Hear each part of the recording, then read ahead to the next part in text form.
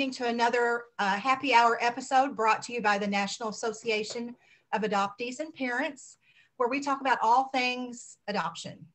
I'm Marcie Keithley, your host for the evening, and we have Jennifer Falsing, one of our board members in the Zoom room helping out.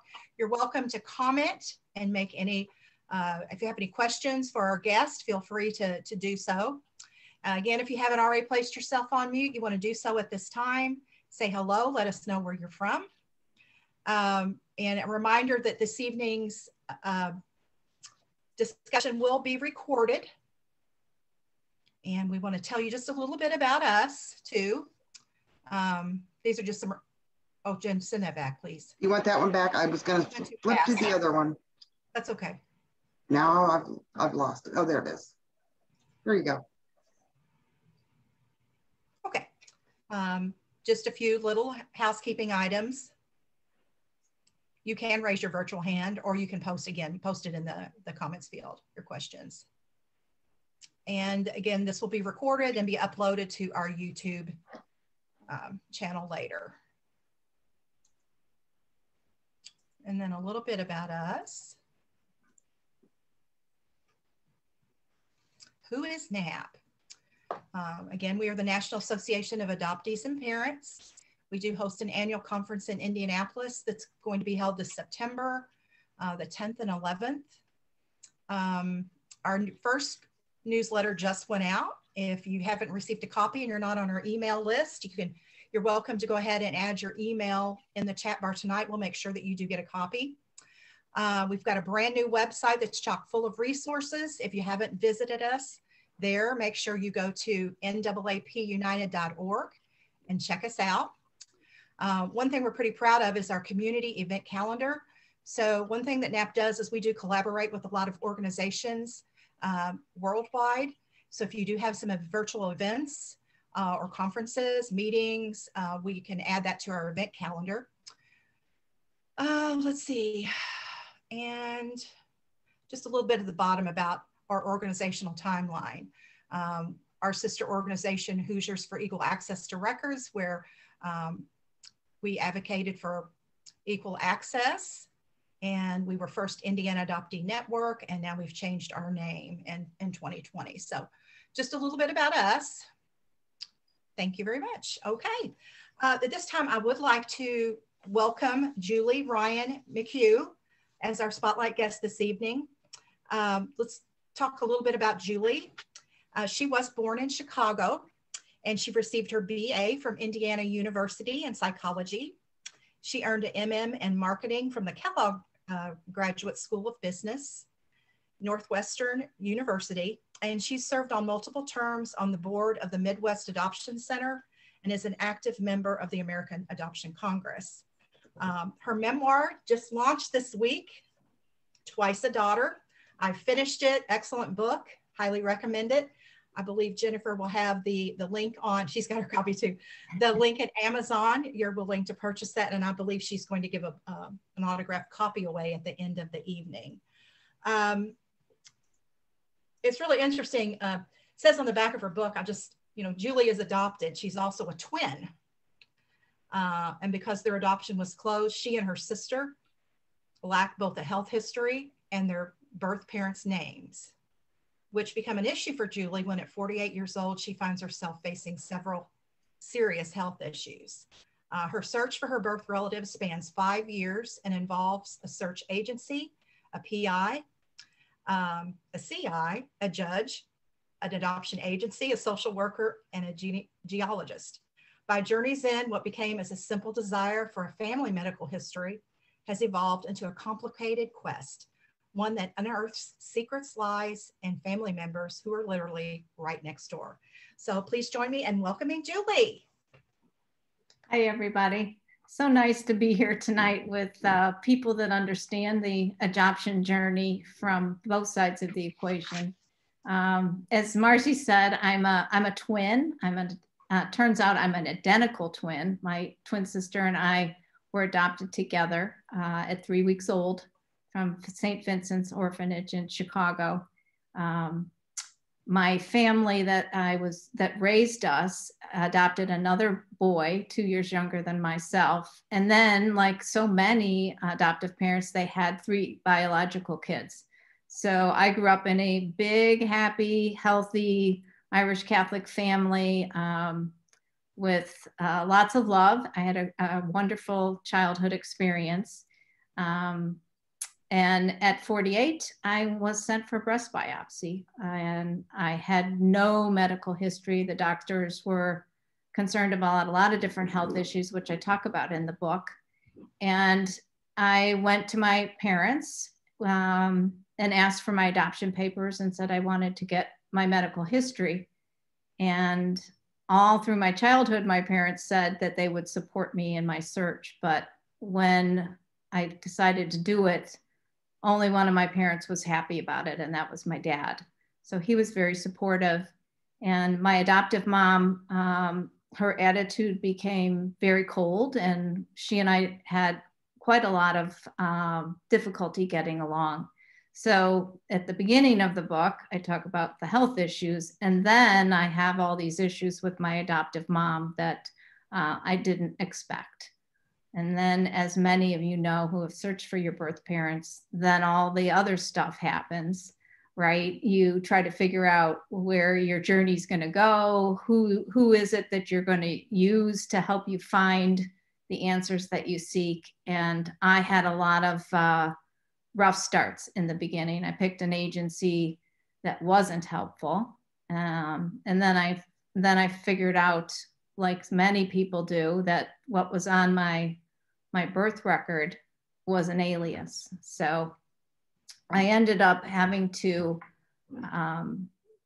seek the confidential intermediary program, which was new at the time. It was instituted in 2011 in Illinois. And a judge was assigned to my case and an intermediary assigned to my case. And they unsealed the records. And in the records, thank goodness, was my birth mother's real name. And the intermediary reached out to her. She was not warm and fuzzy about being contacted. And that was a really dark moment for myself. Fortunately, I had my twin sister who the two of us were doing this search together.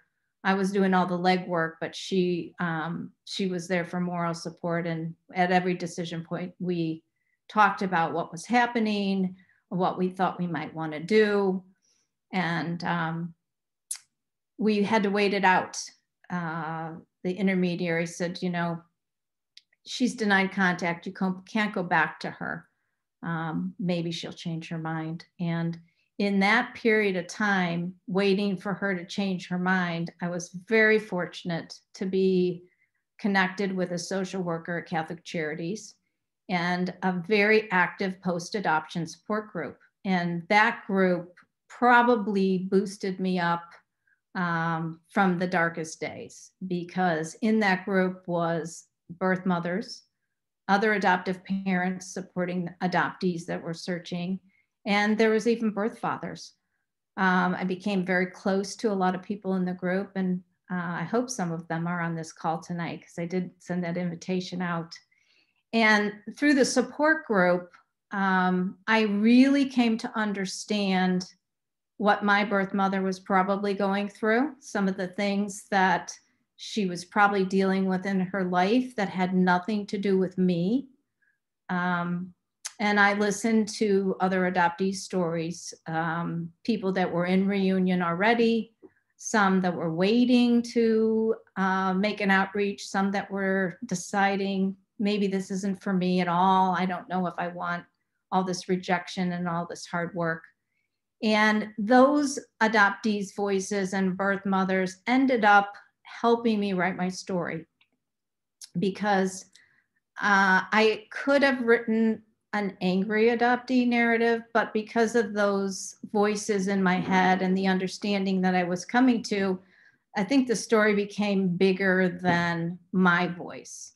And I talk a lot about the social worker from Catholic Charities in my book. There's a really pivotal scene in the middle called St. Vincent's, which I like to call my favorite chapter because I think that that was the culmination of when things started to turn around, but also because it was a difficult chapter to write.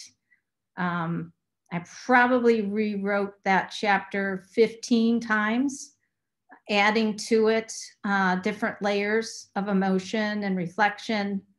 And also because my sister was with me. That was the first time that we had gone back to our orphanage where we had been adopted from. And I had no idea what I was going to feel when I saw where I had spent 3 weeks of my life that nobody could tell me about.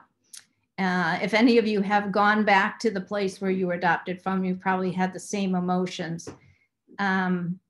There was sadness, there was joy, there was discovery, and there was wonder. And because I was waiting at that time to hear whether my birth mother would change her mind about contact, I hoped that she would be able to help enlighten me as to what happened those, what I call the missing weeks. And then after that, my health was still precarious. I had other health issues, did not end up having breast cancer, but certainly that was a concern.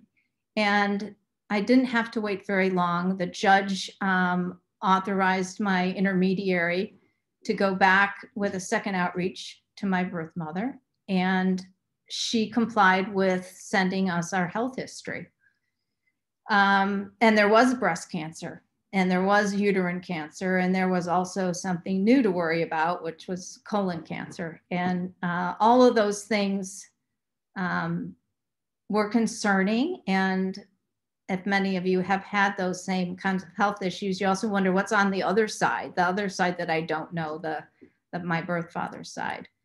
And then I came to peace with my birth mother still not wanting contact with me. And over the summer, all of a sudden my intermediary got a call from my birth mom, and she had some questions. She'd been wondering what had happened to my sister and I, and what this medical questionnaire was all about. And that one conversation with the intermediary changed everybody's life. She was able to convince my birth mother that we were not wanting anything other than just a conversation.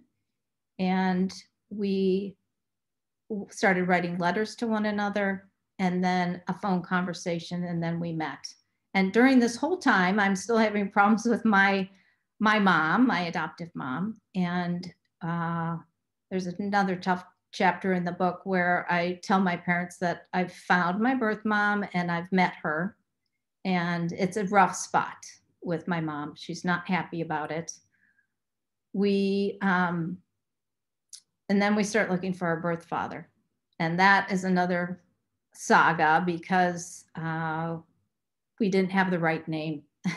It took 18 months to find our birth father, and it was really an accidental thing, a clue that had been given to us from our birth mom. And then I found a genealogist in Minnesota who literally went into the city archives and dug out every piece of information she could, because our parents were teachers together, pieced this together. And we sent him a letter, and he didn't want any contact either. So my sister and I were together. We were trying to figure out what to do next. I mean, this search had been going on for 3.5 years by this point. And it was another one of those low points where, we're tired. We've had the rejection. We're halfway there, but we need a breath. We need to catch our breath.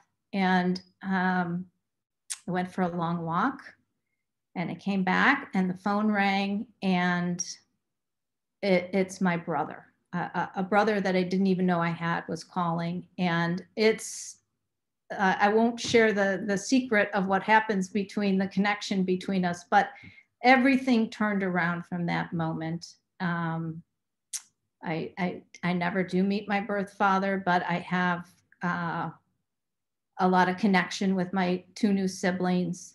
My adoptive mom comes around because of the connection that forms with my brother. And one of the things that came from writing the book was, if you've written any memoir yourself, there's an acceptance that comes out in writing your story and seeing it from somebody else's point of view. And it was very healing for me to write the memoir. And I realized that the story was not only something I needed to write for myself, but also something that I needed to write for other adoptees that were experiencing tremendous hardship, tremendous difficulty in their searches. And I used so many different people to help me figure out my story that I hope one of those angles that I found and paid off might help somebody else. So the book ended up being for me, but for adoptees, and also for people in the community that have been touched by adoption, but have their own perspective. We're judged sometimes for being the ungrateful adoptee that should be grateful to their adoptive parents, that this isn't something we should be doing. I did have people say that to me when I was working on my search. And you don't always know how to deal with that conversation. I usually just listened and steamed inside because it wasn't an argument I wanted to have with a friend. So part of the book was enlightening the greater adoption community and people that are on the outside of it as to how complicated this whole process is. Being an adoptee from closed adoption, you're struggling to balance your life as you know it with the life you could have had, might have had, and the life you want to have. And it's a balance beam. I still juggle trying to include my birth family with my adoptive family and vice versa. And educating people that I come in contact with about what this search was all about. And certainly the book, the way I wrote it, was to enlighten all of our perspectives. It's not easy to be a birth parent. It's not easy to be an adoptive parent, and it's not easy to be an adoptee. And the better communication that we have amongst ourselves, the easier we can make it on one another. One of the things that I say in the epilogue is that I wished I could have gone through support group therapy with my adoptive mom, but she didn't want to go. And my birth mother didn't want to go through any kind of support therapy in her hometown. And I think that if all of us would have done that, I think our conversations would have been easier and we would have understood each other's perspectives better. So one of the unsung heroes in my book are the social workers for doing the job that they do to help us get through this process of search and reunion and reconnecting with ourselves, because there is so much that we have to assimilate. In the course of the book, I found out that I'm a very tiny bit Irish, which is the ethnic group that I identified with for 50 years before I found out that I'm partly Native American. Not anything, I don't look Native American, but my birth father was 1/4 Chippewa. And that's something I'm still struggling with assimilating in how I think about myself. I also have relatives that were Messianic Jews. And again, something that I'm trying to understand. I'm eager to learn about what that means and how it affects my own family. One of the gifts of writing the book is having enough history now to turn over to my family. at 4 kids.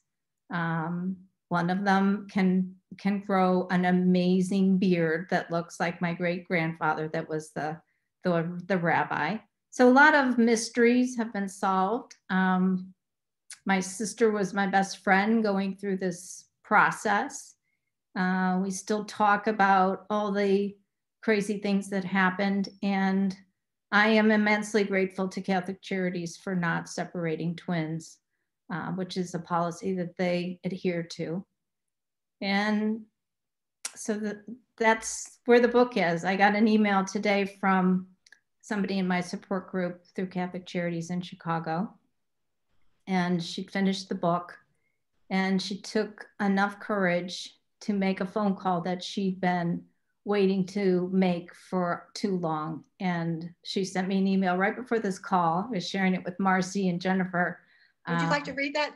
Oh, sure. Why don't you read that? That would, it's really beautiful. Pull it up real quick. Dear Julie, we briefly met on the last St. Vincent's Zoom call. Subsequent to that, I requested and you sent twice a daughter. I just finished it 2 hours ago. During the last few chapters, as I was reading, in my mind, I was penning a thank you note, some reviews on Amazon, Goodreads, and trying to figure out how to send you a bottle of Cabernet. Instead, I called my half-brother, the one whose number I've had for several years, trying to get up the nerve to call. Just talked for 45 minutes. This call is the last in a 30-year search. As I felt all your emotions reading the book, all the crazy ups and downs, I wanted to share this news with you. Because of you, I found my nerve. My heart is pounding wildly, and I have so many people to call and share this news, but I wanted to tell you first. I hope you get a goosebump or two. We'll write the reviews soon and maybe find some Cabernet. Thanks aren't enough. And that's what it's all about right there. Right there. And that leads me to, one of the questions I was going to kick off with by asking you is, what do you hope your readers take away from your story? Well, for each reader, it's definitely something different. So for an adoptee, I hope it gives them the courage to try something they didn't try and have a success that they never dreamed that they could have. For an adoptive parent, I hope that they think, what's going on in my child's head? Or do they think about where they came from, and am I not helping them enough? And maybe I should go to therapy with them and talk about what their needs are that they're not expressing. And certainly for birth parents, it's realizing that the pain that they felt from separation from their adopted child is also felt by the adoptee.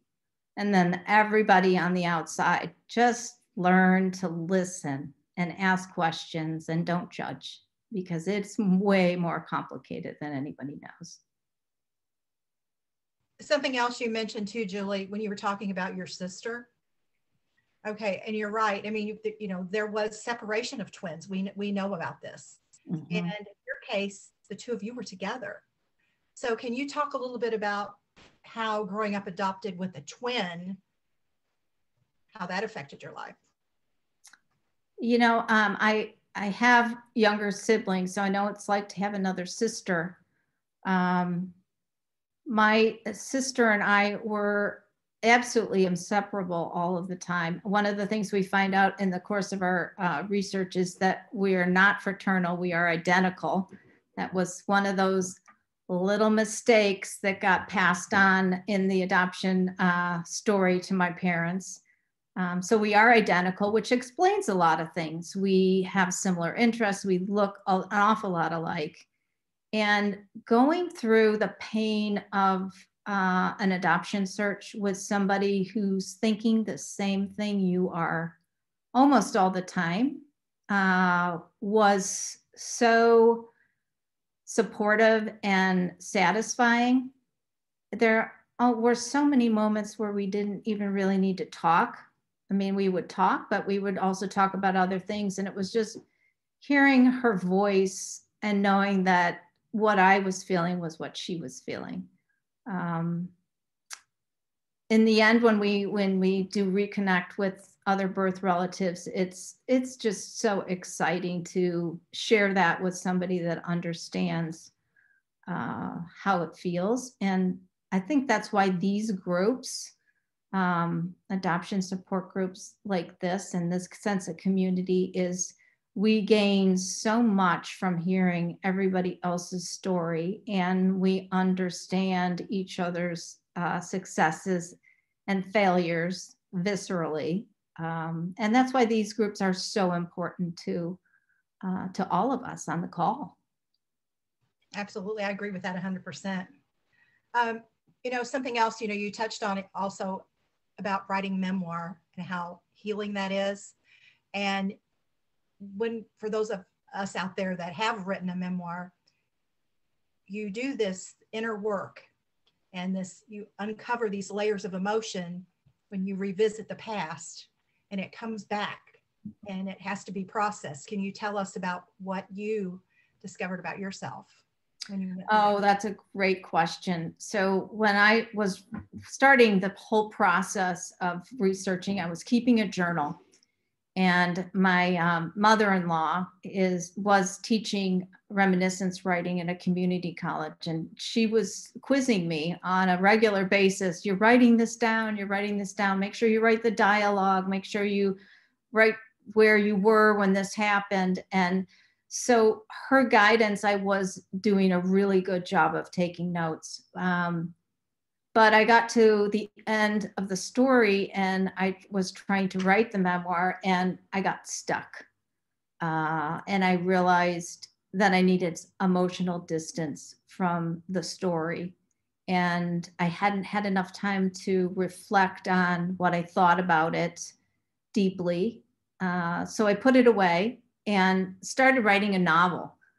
And oddly enough, we always write what we know, right? So I was writing a story about a confidential intermediary, making her sound like a detective, and she was working on cases with people from the foster care system as well as adoptees.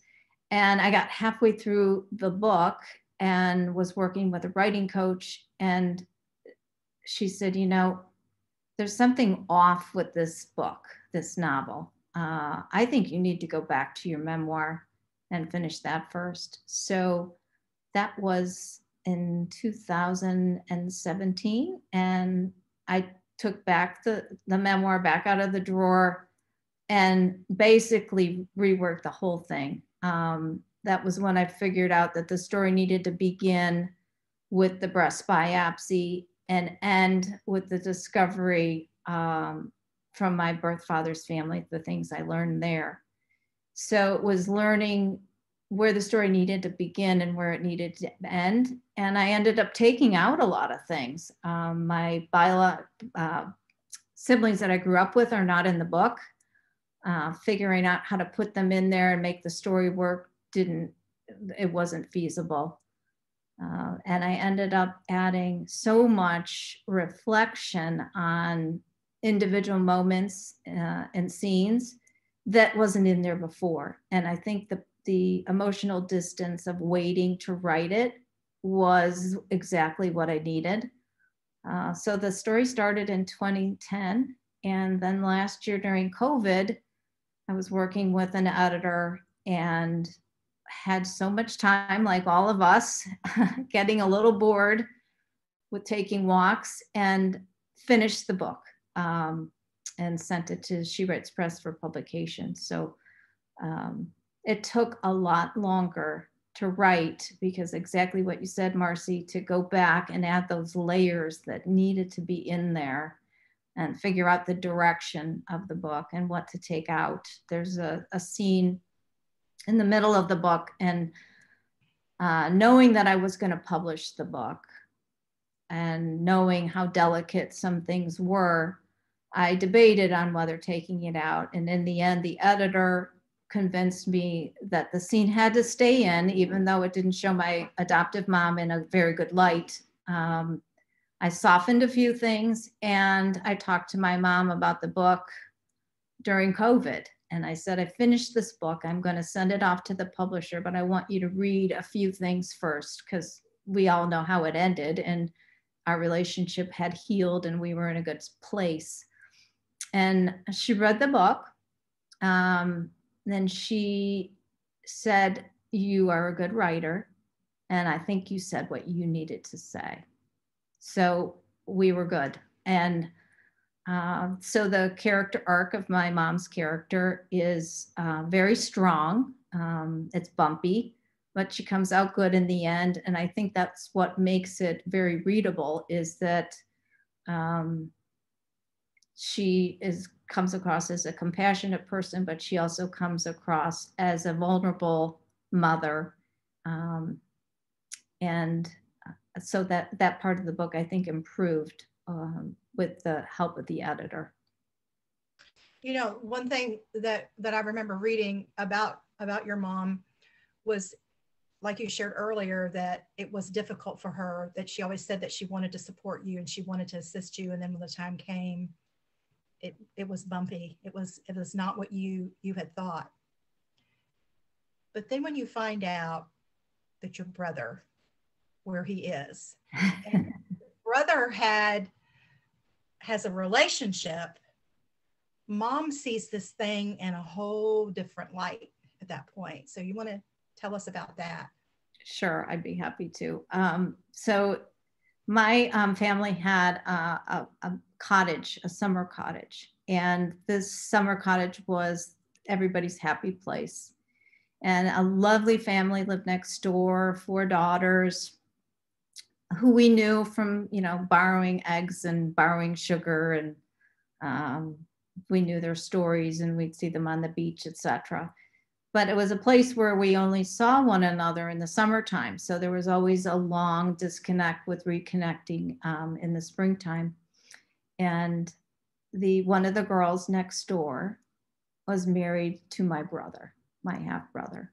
And we had no idea. He had no idea that he had twin sisters, that his father had fathered early in his 20s. And the connection, when we made that connection, my brother and I, in our first phone conversation, was when all the healing happened with my mom. She realized, I know these people, and they're right next door, and they're really nice people. And if they're who I'm going to be related to, oddly enough, then this is okay. This is okay. And it really is like a God moment, because I don't know, other than Hollywood, those things don't seem to happen that frequently. And now we can go to dinner or have an event, and my brother, biological brother, will come, and he knows all of my siblings that I grew up with. So it is a very comfortable situation because of this family cottage connection. Yeah, I thought that was a really interesting chapter. Thank you. Yeah. Okay, I don't want to hog all the questions, so I would like to open it up to our viewers this evening. So who would like to ask the first question for Julie? We always start out slow, then we run out of time. Let's see here, what's in the chat bar?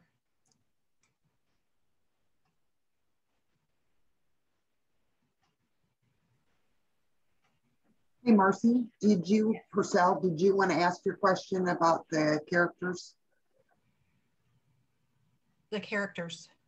Marcie Purcell.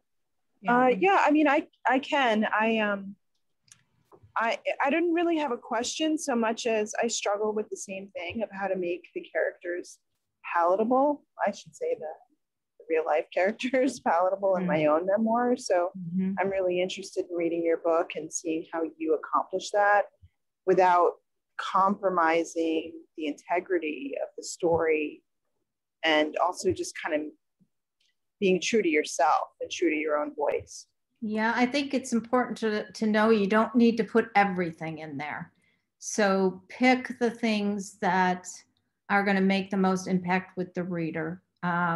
In real life, my mom has a problem with drinking. And in the first few drafts of the memoir, I overplayed that. And it made her character, it made me look like I was being judgmental of her. So in the rewrites, I took a lot of that out because it was detracting from the story. The real story was about our relationship, suffering, that I had trusted her and felt that she would support me when I needed her, and then she didn't. And the book didn't need to be about her reliance on alcohol. It needed to be about us. And so I took that out. So my suggestion would be, look at your characters and say, what is important to the story that I want to tell? And what do I have to leave in there? One of the characters in the book, his name is Howard in the book, which is not his real name because they asked me to change it. He has Parkinson's, and I spent a lot of time developing his character with, movements and those kinds of things. And it was detracting. His Parkinson's was detracting from some of the scenes that I was writing. And the editor said, does this have to be in here? And by deleting it, it really didn't change anything. It didn't change the story. It just was one minor detail that I was blowing up too much. So my suggestion would be to just hone in on the characters that are essential to the story, hone in on what emotions and dialogue is essential, and maybe that'll help. Cool, thank you. You bet. Thank you, Marcie. Nancy, would you take yourself off of mute? You have a question for Julie. Hi, Julie. Hi, Nancy. Oh, I'm so excited about talking with you. I was wondering if you ever sensed a connection with your brother. So you knew him before you knew he was your brother, is that correct? I knew of him. So some of my siblings knew him very well. My family's cottage wasn't very big, so not all of us were there always. And the family next door, they weren't always there at all the right times. So I never met him, but my twin sister, Jennifer, knew him quite well. So she laughed when I called her and said, I just got off the phone with, in the book, his name is Richie. I just got off the phone with Richie. You won't believe this. He's married to Jamie next door. And she started laughing because it was ridiculous, right? How does that happen? And I ended up getting together with my brother later that week, and she wasn't able to come. And she said, you go, I already know him. So it was a lot of fun connecting with him and then getting the family together. Was he a full brother or half brother? He's a half brother. So my birth mother never had any other children, which is a sadness all in of itself. My twin sister and I are it for her. But my birth father had these two children, a brother and a sister. And if I put a picture up on the screen, you wouldn't believe how much we all look alike, which is, for all of us, everybody on this call, that's the most astounding thing when you find your birth relatives, is you're looking at your hands to see if you have the same hands. You're looking at, oh, I've got his nose and I've got her eyes. And that's the beauty and the joy and the wonder that we all have before it happens. That's fantastic. And has your twin sister, fared well through all of this? She's not ever had one health issue. I was the guinea pig, and I don't have any health issues. I don't know if my body was telling me these are the reasons why you have to do this, but once I found all my relatives and figured out what the health situations are, everything sort of went away. So I'm happy to say that. And I think, there's just so much we don't know about our bodies, what we harbor. Certainly people will find out once we're through this whole COVID experience, the stress that we've been holding within ourselves, on top of everything else, financial, emotional worries, what that does to us. So our bodies tell us things and force us to do things. And we have to listen to our bodies too, besides listening to what other people are saying. Well, I'm so glad it turned out well. Thanks. Thank you. Okay, Tina Brown, you're next. Hi, so thank you for sharing, and I'm looking forward to reading your book. I haven't had a chance to read it yet. I just was wondering with your twin sister, where there was maybe some differences, because it sounds like you were writing so that whatever that catharsis would be and processing, and she was emotionally supporting. So I wonder if there was ever a time where you were at different places and maybe emotionally, and what your hopes are for the relationships now. Are you both in the same place with your sister as far as the relationships? Definitely there were differences. My twin sister had a full-time job, which meant she couldn't really do some of the legwork that I was doing. And I think anytime you are personally doing something, you're more invested in it. So every downbeat in the search, I took harder than she did. I was angry when my birth mom rejected me. I was down in the dumps. I had to go to that support group that I'm still involved with, and she never chose to come because I think she didn't feel it as deeply as I did. I took it as a real personal sword in the side. And but that didn't mean that we didn't understand where each other was. She knew that I was more into it than she was. And my relationship with my birth mother is deeper because I was so invested in finding her. Sometimes I will go to see my birth relatives and she won't come. So we don't do everything together, but we support one another equally. She's been great about this book. In fact, it's funny. I sent it to her when it was done, and she didn't read it for the longest time. I'm like, come on, this book is coming out. Your face is on the cover. I talk about you in the book. You have to know what I said. And she said, I trust you. And I also know how the story ends. So I'm not as curious about it as other people will be. Thank you. Do that. Okay, Marilyn, would you take yourself off of mute, please?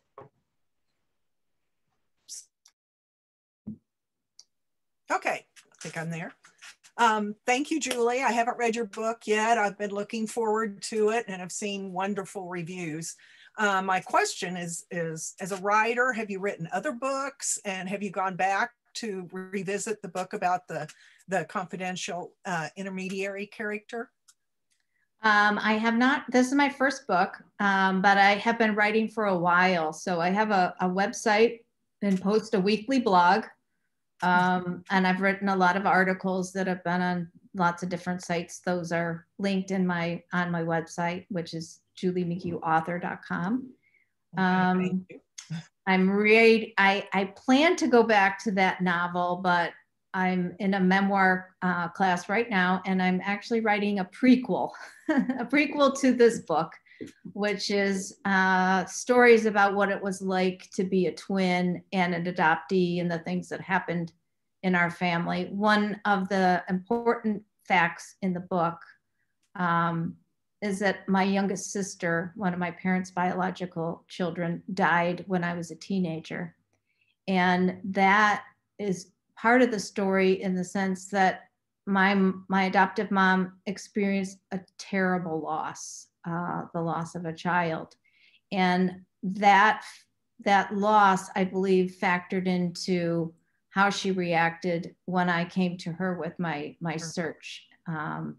I think she feared that she was losing 2 more daughters. And when she realized that I wasn't, that my birth mom was going to be another person in my life, but not replace her, we were okay.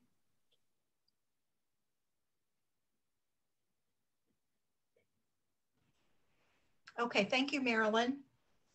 Eltwanda, you're next. Eltwanda Beard. I hope I pronounced that correctly. Etowanda, but that's fine. You did very well. Thank you, Julie. I have really enjoyed your story.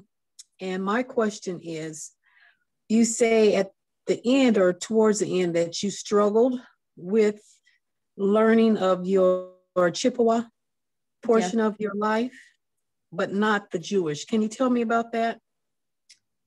Well, being a Native American is a culture that I had no familiarity with. And so I'm trying to determine how much I want to get into it. I have learned a lot about my genealogy from my half brother and half sister.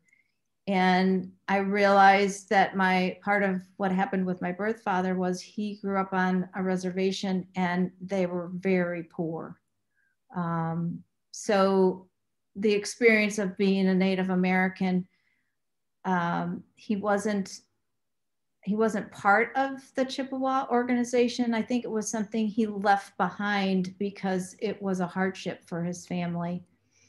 And as far as the Messianic Jewish part of the family, that there's many stories that have been passed down to me from my birth mother and my aunts and uncles, and a lot of pictures. And I think because there are that is passed down, the stories and the family history, I have a different sense of it. There's more pride about that heritage, and not on the other side about being Native American. It was definitely not something that they wanted to share or talk about because it was a hardship. And so the more research I do into both sides of the family, I think the better I'm going to understand how I want to think about it going forward.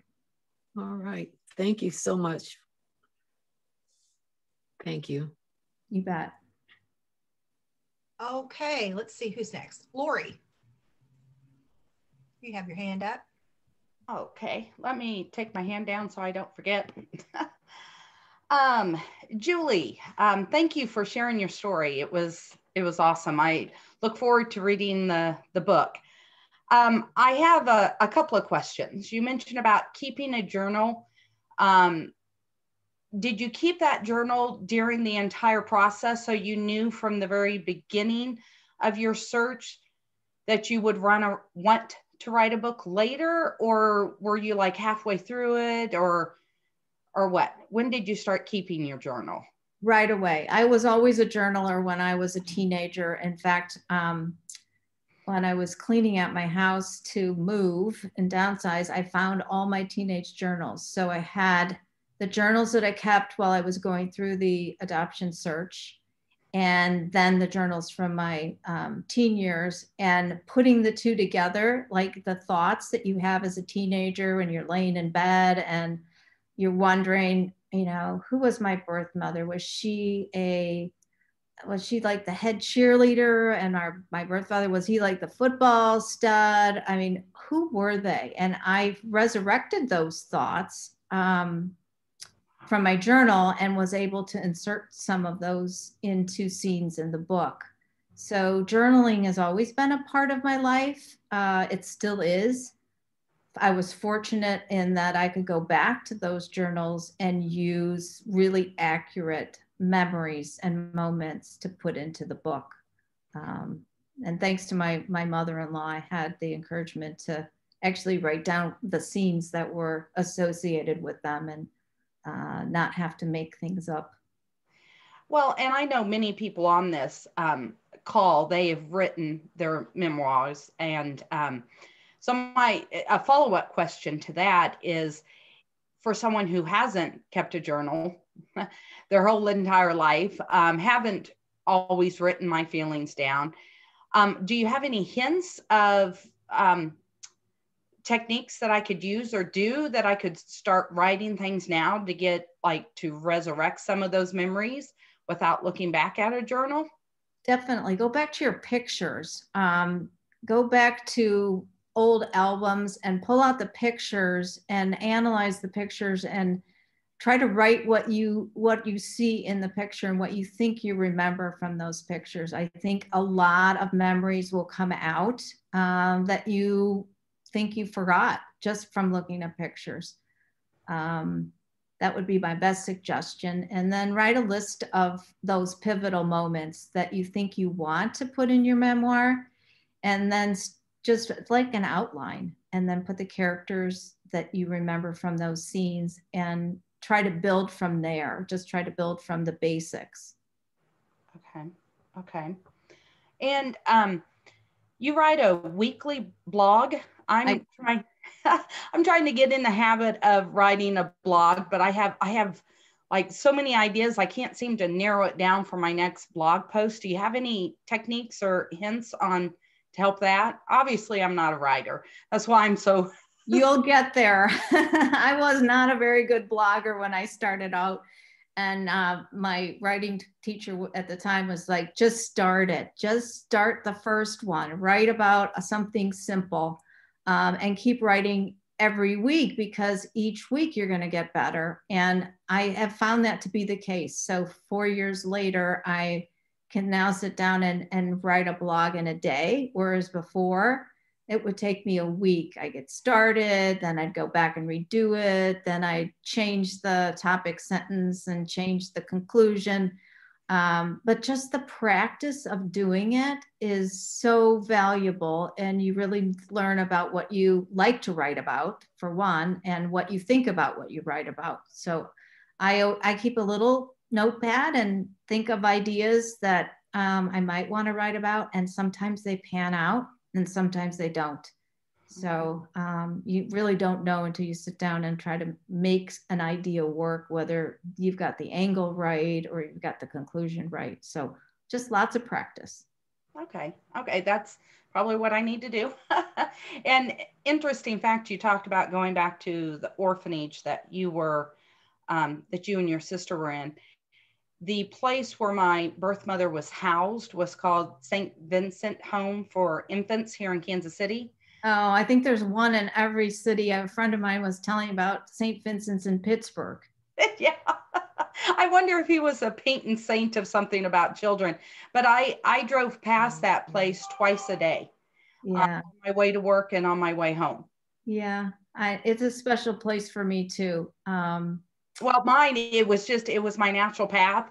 I drove by it for many years, not knowing what it was. And then when I found out what it was just impactful. And once I found my birth mother, to drive past it every day to work was difficult. And then to imagine that she lived there, right?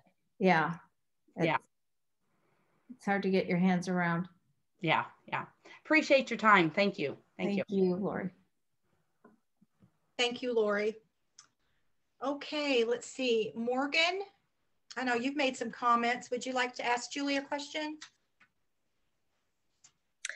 Hi, Julie. Thank you so much for sharing. I don't really have a question. I'm just doing my normal blurting. Like, I think my tradition in my family is that's how you show connection, by sharing, like comparing your own experience to what you're saying when it resonates. But I know that's not very helpful.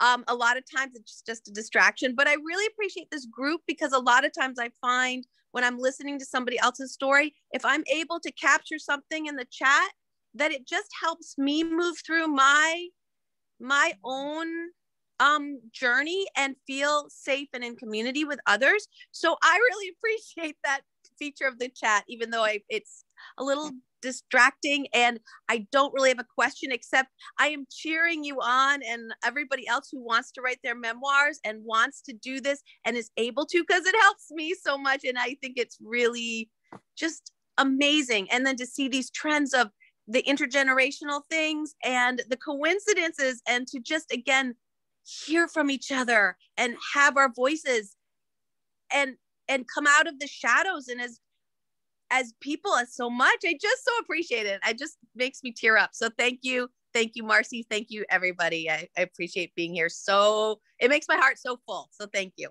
Well, we appreciate you too, Morgan. We love having you here. Yay. Thank you. Okay, Kevin, you're up next. Yay, I'm up. Okay, I should sit up.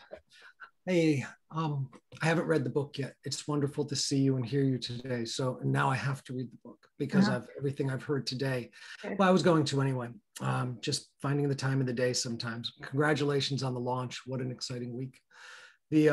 And just listening to you today, there's so much that I wish we could just like ask everyone else just to kind of mute and leave us alone for half an hour. I just want to chat, right? I just want to chat. I just really don't want to let go of this, especially Catholic Charities. I'd love to chat with you offline about that some other day. You know, when and one little comment about writing the memoir, you know, I never wrote and I never kept journals. I found most of the beginning of my book in my emails that I had sent to people telling them how I felt about stuff. Never knew I would have found it there, but that was something's going to spur it off. I think that what I wanted to just kind of ask you about a little bit is in my writing, I talked about looking for my biological mother and then finding, and then there was a lot that happened throughout that whole process. But at the beginning, I didn't think I even deserved to have any information. I mean, it was a big thing of my value, my worth, and the struggles that a lot of us have. Like, did I even have a right to look, much less ask for this information? And, you know, years have gone by, a lot of years, and a lot has changed in my life. And then this past year during the pandemic, I decided, because I was sitting at a computer and I had a few minutes and I said, oh, I've never really looked at the ancestry.com site. I think I'll click on that. And then I spit in a bottle and then I got information back. Long story short, you know, I'm pretty sure I know exactly who my biological father was. And, you know, no one had that information. Only Ancestry had those connections. And they want nothing to do with me. So there's this jealousy I feel sometimes when I hear of everyone's, you know, I've got this information now. When you talk about medical information, you know, since I did my original writing and my search, you know, I've gotten rheumatoid arthritis, I've gotten other, you know, guy things going on, you know, I mean, there's all these things that I wish, you know, I wish this guy who's, you know, my biological father would just pick up the phone for 5 minutes. Just give me a little bit. So I guess that what I'm asking is that, you know, there's these struggles. Sometimes it's hard to sit on calls like this and hear about people's, you know, information gathering process. And sometimes I just really want to say, how do you, you know, it seems like sometimes it's hard for me to even feel like I have the right to ask or want. But then when I get even a little bit, I want so much more. I just feel like I really want so much more. And how to temper that along the path. And I'm just asking you because I know that it may be in the book and I'll read about it, maybe in that book that you're going to write next, which I like that idea of writing, you know, all those other thoughts. But just this is more of a personal question because it's really a struggle some days, you know, to know how to walk this path without feeling like I'm going to be tripped every couple of steps. That's it. Well, you have some similarities to my story. I never met my birth father. He absolutely refused to meet me, to have anything to do with my sister and I. Yet his two children, my half siblings, were in relationship with my sister and I, and they put pressure on him and he never budged. And then he had a massive heart attack and died, and I never met him. So a lot of unrealized hopes and wonders and a lot of anger towards this man that obviously I can't do anything with. But one of my writing teachers gave me an awesome tool, and every writer should do this with characters in their book, because I think of him now as a character in the book and not a person because I never met him, is to do an interview with one of your characters. And I did an interview.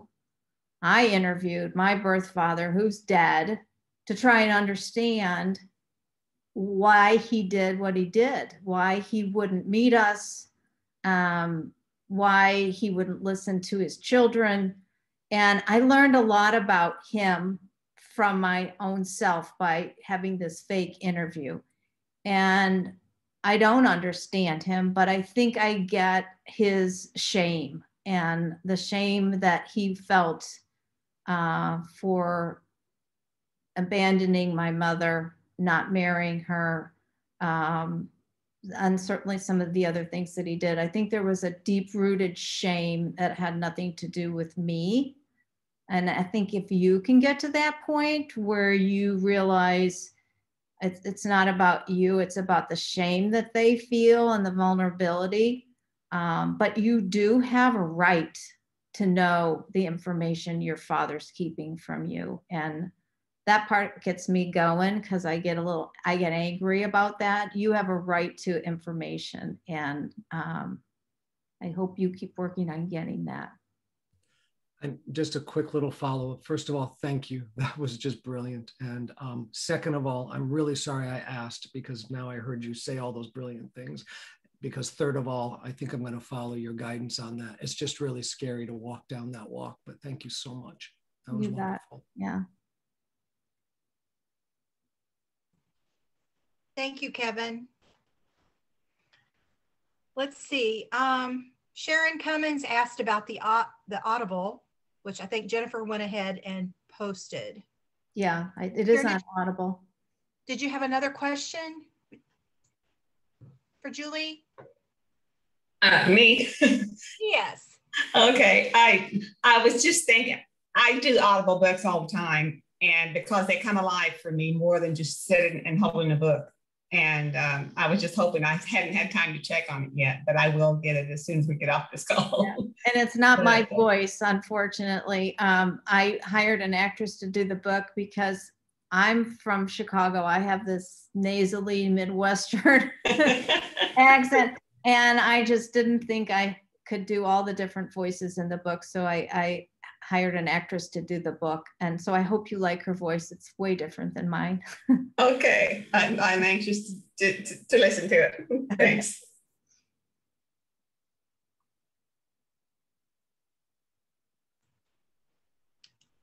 Okay, I think we're caught up on questions. Anybody else have a question for Julie?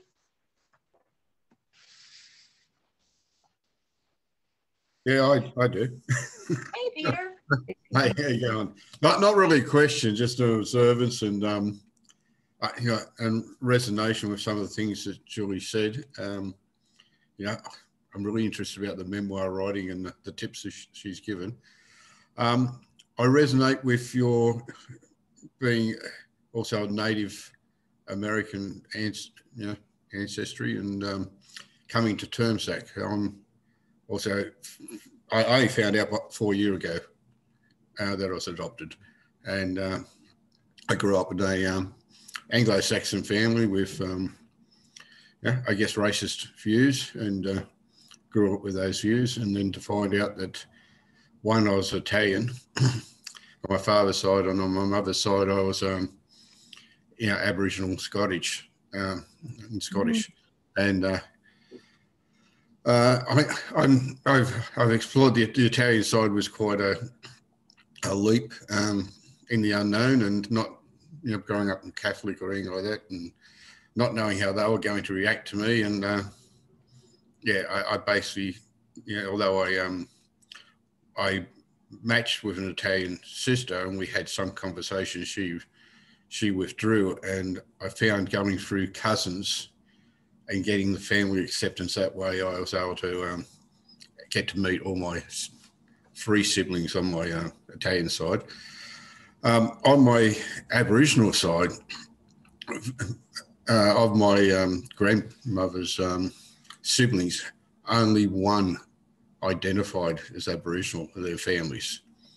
And they always identified. And I'm in contact with them now, and it's quite a journey to embrace that. I have a son-in-law who's an Aboriginal coordinator, has Aboriginal in his family, and my grandkids identify. But I understand your struggle, because I'm struggling too to come to terms and feel that I am part of that history and community. Australia's had quite a turnaround in that, where this was a shameful thing, and it was financially beneficial to disown your Aboriginal identity, and and now as a turnaround, a lot of people, when you say, "Oh, you're Aboriginal," they go, "Oh, lucky you! You've got this heritage back to 60,000 years plus on this land." So yeah, I tell you, what you're doing is saying, you know, investigate it and get knowledge and. Yeah.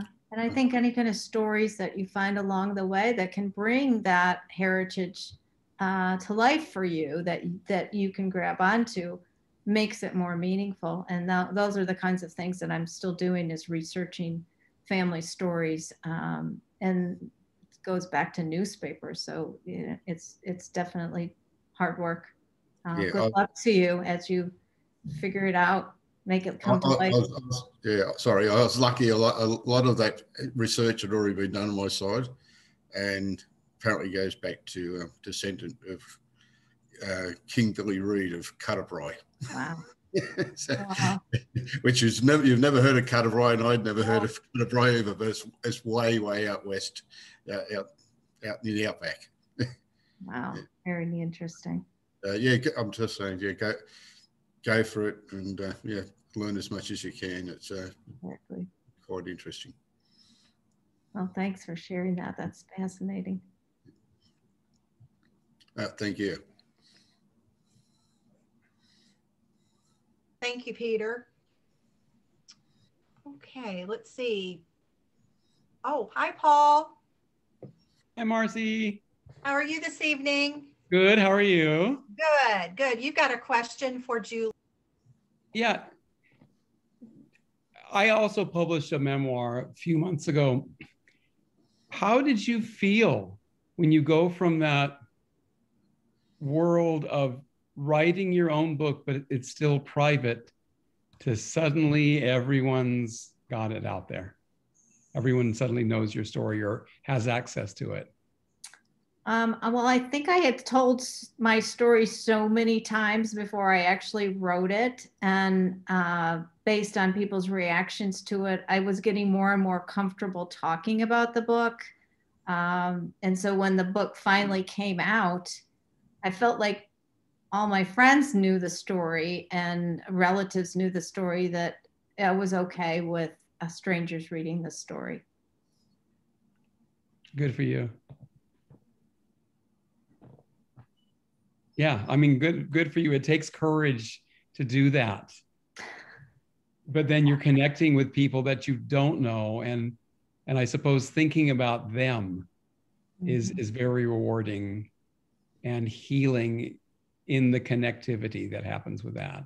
And I think the reactions that you get when your book comes out, I keep getting emails from people that finish the book so quickly, and they all have something different that resonated with them. And I think that helps a writer too, to realize, okay, well, this little through thread resonated with this person, but what I said in that chapter resonated with somebody else. So that is very rewarding to get that feedback. And I think it's what keeps us writing, because we want to figure out how to make our stories better. And feedback is the most important way to do that. Absolutely. Thank you. Thanks, Paul. Thanks, Paul. Okay, Tina. And then we have Lenore. I was just wondering if you were conflicted about any parts of the book that you kept in, that once it went to publish, if you were just worried how it was going to be received, or if you hesitated keeping it in.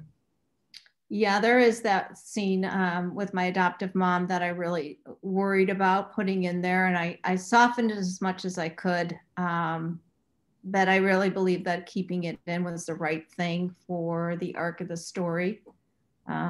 Sometimes you have to drag yourself down a little bit to build it back up, to feel the emotional part of the book. There are some things that I reveal about myself, which you're supposed to not be like this amazing heroine through your whole memoir. And so there are some things that I reveal about myself when I'm angry or when I'm cross with my mom. In fact, I had somebody say, well, you weren't always that nice to your adoptive mom. And I'm like, that's the point. I wasn't that nice. And she brought that out in me. And I have to be honest with that, with the reader too, because I can't be this perfect person. I have to be who I really was when I was going through it, which wasn't always, I wasn't always a nice person. Well, thank you for keeping it in and being honest about it. It's important.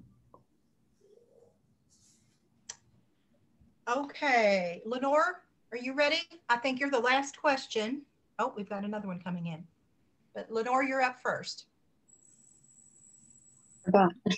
If you already answered this, I'm sorry. How long did it take you to get the book published? Did you have to go to many publishers? And how polished was your book when you gave it to them? I don't think I answered this question yet, so it's a really good one. And it's really tied into the story because I was writing chapters of my memoir with this memoir writing course through National Association of Memoir Writers, Linda Joy Myers, and her cohort, Brooke Warner. And it was a memoir in 6 months class that I was doing. I ended up taking it twice. Okay.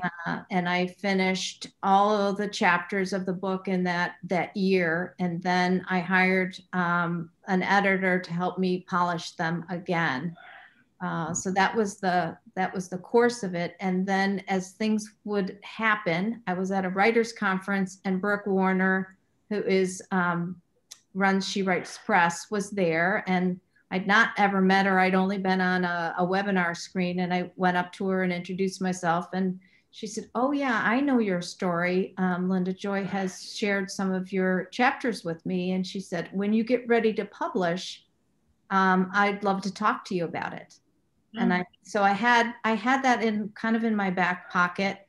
And She Writes Press is a hybrid publisher, which means you pay a fee to have them help you get your book published. They have a marketing service that sells the books to bookstores and market it. But I didn't have to get an agent to work with She Writes Press. And I didn't query any other publishers because I was really fond of Brooke, and I was fond of the whole hybrid publishing concept. I wanted to get the book out there. It was ready. Brooke was ready to take it. And the whole process took about 18 months. I listened to their YouTube page or their channel since 2017. My book is done. Maybe I should take that class though. I mean, well, you could take the class, or you could just go through She Writes website, and they have the whole submissions process. See, I think my book needs so much polishing. Well, I think maybe the class. I love the class. I think that would be a great solution to where you might be. To help me put it together better. Thank you. You bet. All right. Yeah, I would also like to brag on Linda Joy. I coached with her personally as well. So the National Association of Memoir Writers, whether you're a paid member or not, they are chocked full of resources, free resources. And for those that are just starting out, that's a really great place to start if you visit her website. And Brooke and the gang, they were just awesome there. So yeah, that course. You took it twice, Julie? Yeah, I took it twice. Yeah, it's pretty awesome, isn't it? Yeah, it was great. And I met so many other writers. Which, yeah, I did too.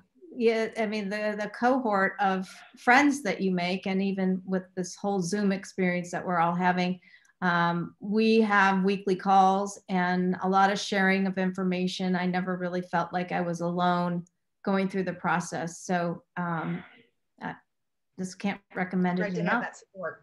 Mm-hmm.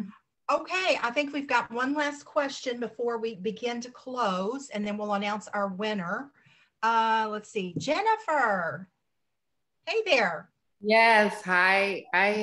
Julie, I really enjoyed how you presented your story tonight. Thank you. And I love your name because that's my twin sister's name. Yeah. So I guess kind of reframe my question. You're 4 children, right? Through the journey, how did they feel about everything? Oh, that's a really good question. One of my daughters, when I was first getting started and things were looking a little shaky, she just sat across from me at the kitchen table and she said, I just don't know. I don't think you should be doing this. I just don't want to see you get hurt, Mom. So that was an endearing moment. But then I will also say, I gave my son an advanced copy of the book, and I happened to be with him when he was reading it. We were on an airplane, and we were flying to Montana, which is a lot of scenes in the book in Montana. And I looked across the aisle, and he's like wiping his face. And I said, tapped him. I'm like, are you okay? He goes, Mom, I can't stop crying. I had no idea you were going through all this stuff. I know I was there. I was in high school. I was in college. And certainly he's in the book. But he said, I just had no idea all of these things that you were going through. And one of my She Writes Press fellow authors has written and published her memoir this spring too. And her husband had died when their kids were little. And so she wrote this book about her husband, and her kids were equally grateful that she wrote the book because they got to see their father in a different light through their mother's eyes. So one of the gifts we do by writing our stories is to let other people understand us, including our family members, in a better way, better than we can do in conversation. Yes, thank you. Yeah. I have to agree with that statement as well, Julie. When my mom read my memoir, one of the things she said, she came to me and she said, honey, I had no idea you felt this way. Wow. Why didn't you say it to me? Or why didn't we talk about this? So yeah, I definitely resonate with that as well. Mm-hmm. Wow. Thank you so much, Julie. Well, our time is coming to a close, but we want to thank you, Julie, for coming on. And we're so excited that we were a part of, your launch was this week. So you're just coming right out of the gate, and we're just fortunate that we had you here on our happy hour. So we're so glad you're here. Again, everyone, the book is called Twice a Daughter, and it is available now on Amazon. And if you want to reach out to Julie, I believe Jennifer is putting her contact information in the chat bar. We've already gone ahead and pulled out a winner. So let's see, Angela Christensen, will you take yourself off of mute? Looks like your name was pulled out for an autographed copy of Twice a Daughter. Yay. Angela, I see you. She's mute. She's still with us? I see her there, asked you. Okay, well, maybe she stepped away for a moment. But we'll make sure you receive her contact information. And I'll send it to her. Yeah. And we really do wish you the best of luck with Thanks for having me on the show, Marcie. And I really appreciate everybody's very thoughtful questions and listening. And I wish everybody the best of luck with whatever you're doing. If you're working on your search or you're working on your memoir, be happy to communicate with anybody through my email or what have you. Maybe we'll even get together in person at the conference. That'd be fun. That would be wonderful. We'd love to have you. Yeah. That'd be great. I'd love to make it. Okay, before we close, we've got a couple of announcements we would like to make. Jennifer.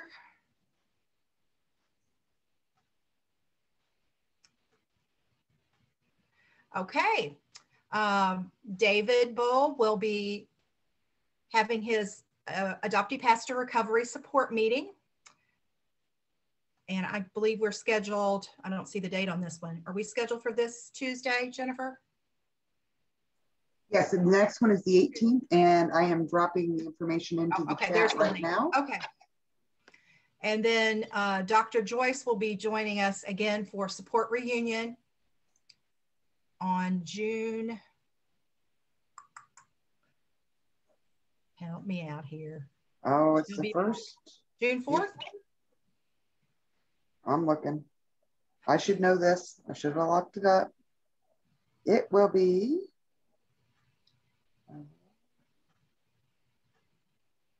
June 8th. June 8th. Okay, that's close.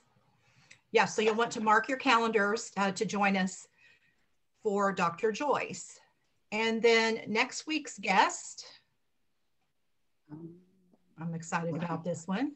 Oh, hang on a second. Okay. I gotta go find it. I thought I had it.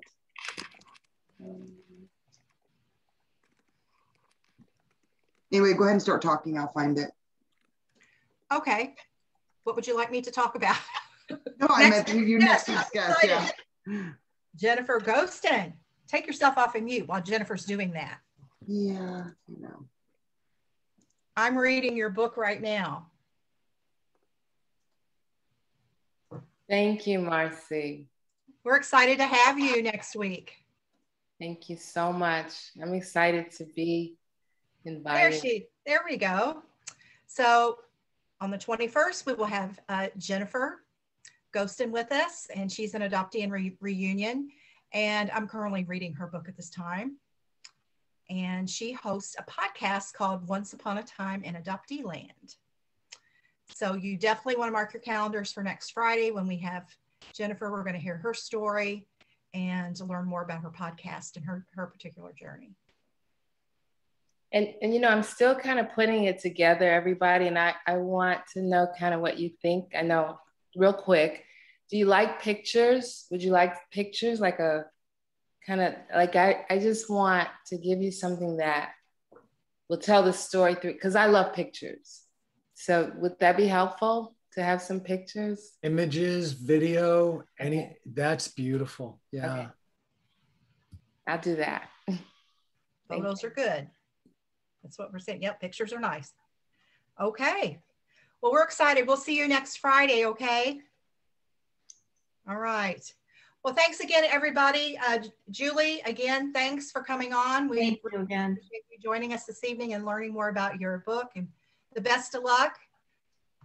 Everybody have a great week. You too. Thanks Thank again. you. We'll see you next week.